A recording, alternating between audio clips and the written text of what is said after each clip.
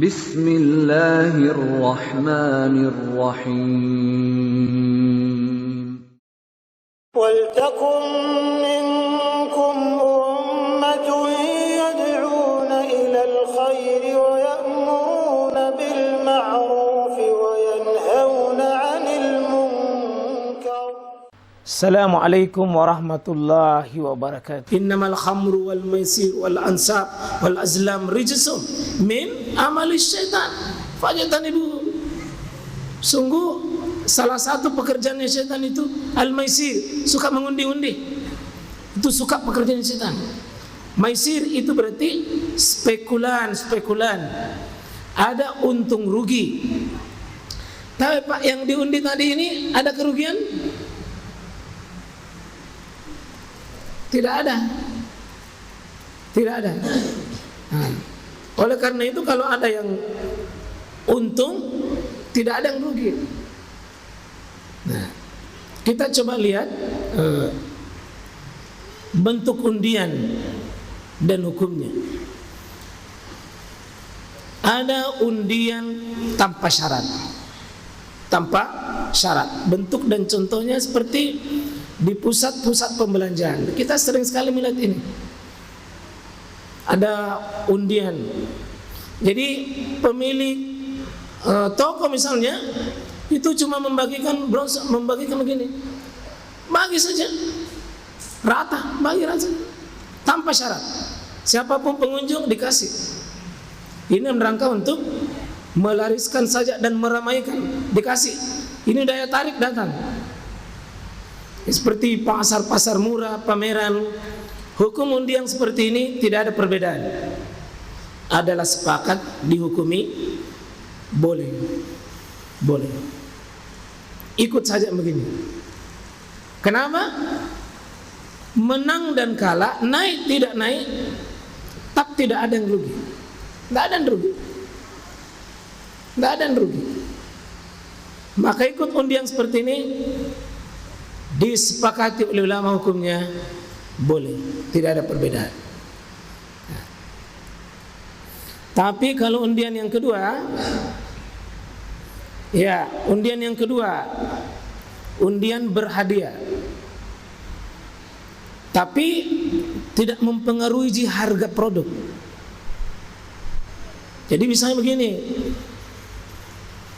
Bapak belanja,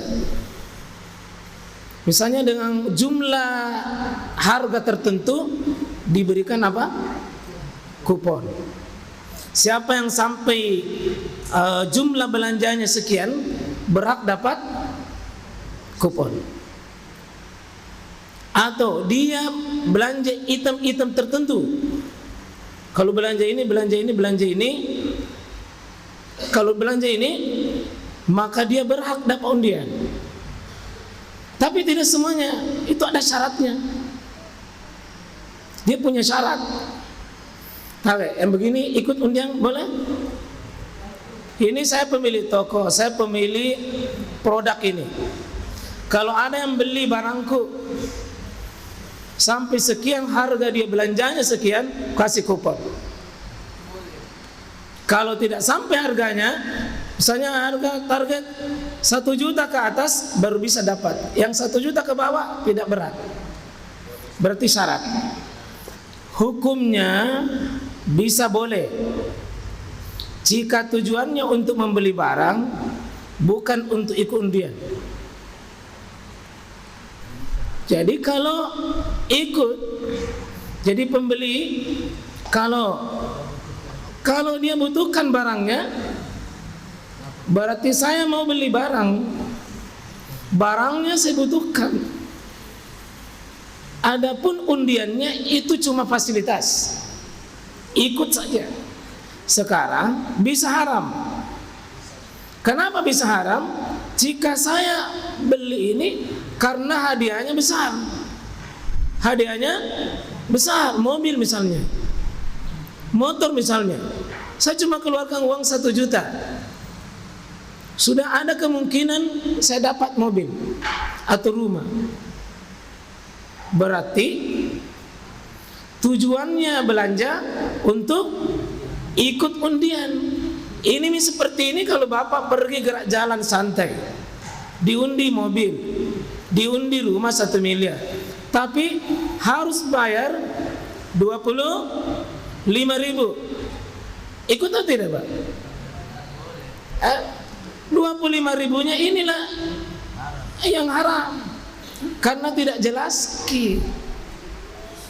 Yang 25.000 memang kecil dibanding dengan yang 1 miliar misalnya, tapi kita sudah mengeluarkan biaya 25.000 yang tidak ada gantinya.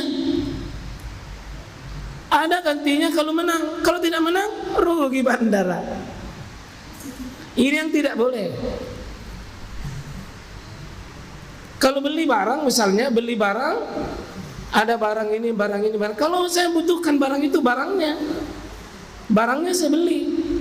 Tidak naik pun saya tidak rugi, karena barangnya saya butuh. Tapi kalau terngiang dengan hadiahnya, menyesal, tidak dapat jakit poin. Menyesal yang begini. Ini yang begini Pak, jangan coba-coba ikut. Ini namanya ada syaratnya. Siapa yang biasa ikut lomba sepeda santai, gerak jalan santai. Ini yang baru-baru 17 Agustus. Tidak ada jadi bayar apa-apa deh. Bisa ikut lomba begitu? Boleh. Antum dari jenis lombanya. Kalau laki-laki harus syarat pakai daster, tidak boleh.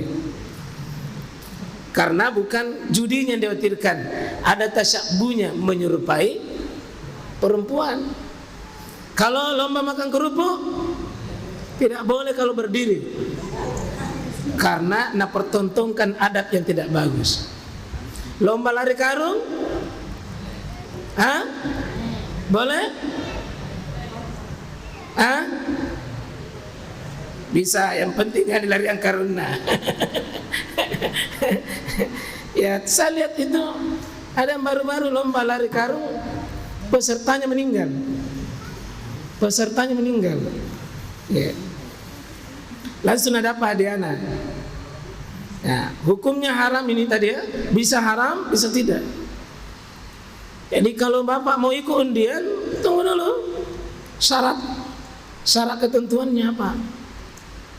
Ya. Kalau harus beli barang ini, ingat barangnya dibutuhkan atau tidak. Kalau barangnya tidak dibutuhkan, mau ikut lombanya, tapi kalau ini yang ketiga, undian dengan mengeluarkan biaya sudah pasti otomatis. Undian ini bisa diikuti setiap orang yang membayar biaya. Contoh, menelpon pi, SMS pi, baru ikut, tidak boleh. Kenapa? Biaya pulsa, biaya kirim ke tempat pengundian, keluarkan biaya, dan biaya itu belum tentu kembali, maka seluruh bentuk biaya dikeluarkan yang tidak ada gantinya tidak boleh. Karena telah mengeluarkan biaya yang sesuatu, inilah intinya judi, spekulan. Yang spekulannya ini yang berbahaya. Ya, sebagaimana orang menelpon dulu, siapa yang masuk di menelpon itu baru bisa diikutkan, menjawab pertanyaan dulu. Ya, sudah habis pulsanya, tapi hadiahnya dia tidak dapat. Ini masuk bagian dari kategori ini.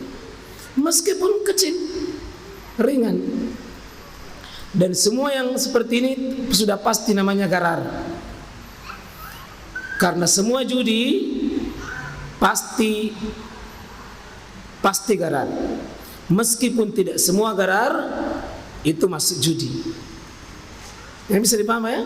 Semua bentuk perjudian pasti garar, tapi tidak semua kelompok garar lalu masuk di kelompok judi.